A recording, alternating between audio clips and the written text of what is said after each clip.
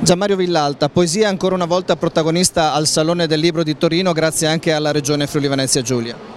Sì, allora ci sono tre cose da dire. La prima è della collaborazione con il Salone del Libro, che va avanti e mostra fiducia nel lavoro che stiamo facendo sulla poesia. La seconda è la collaborazione delle librerie Coop, che ci permette appunto di fare la vendita, perché noi non avremo, e ci sostiene anche con la ricerca dei titoli anche particolari, e soprattutto un grazie enorme alla Regione, perché anche quest'anno ci ha aiutato, è venuta a fare lo stand e ci ha dato uno spazio, e quest'anno poi in particolare è uno stand molto bello che viene, se ne sta parlando, insomma è una cosa che richiama. Abbiamo appena fatto un appuntamento, era pieno, è sempre una soddisfazione, insomma, anche quando si parla di poesia, che di solito la cosa di cui si parla con un certo sospetto, comunque con un certo ritegno. L'idea che ci sia uno spazio all'interno di un bellissimo stand della Regione che richiama le persone, che mette in evidenza la poesia, oltre a mettere in evidenza ottimamente anche il lavoro delle case editrici friulane, oltre a mostrare appunto la bellezza attraverso i video e attraverso i libri dei nostri siti storici, archeologici, paesaggistici eccetera.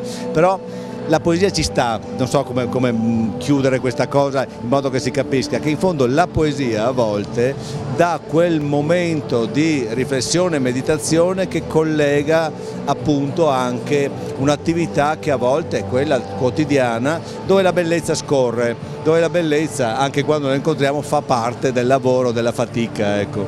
E proprio parlando di poesia, all'incontro di quest'oggi con Laura Pugno e Mio De Angelis si è affrontato questo duplice aspetto della lentezza del ritmo della poesia con la freneticità dei tempi moderni. Come stanno assieme queste due cose tra di loro? Sì, volevamo mettere insieme due poeti.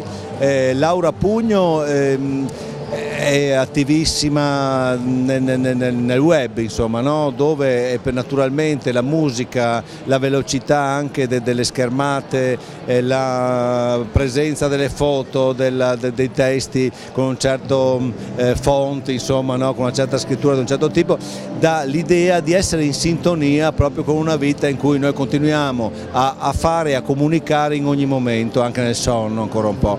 Dall'altra parte Milo De Angelis, che è una delle colonne della nostra poesia e della nostra tradizione anche poetica, come mi aspettavo, dice sì, badate, il supporto non è importante, non possiamo neanche dimenticare della vita che facciamo tutti, che è quella, però la poesia è quel momento che permette un faccia a faccia assoluto.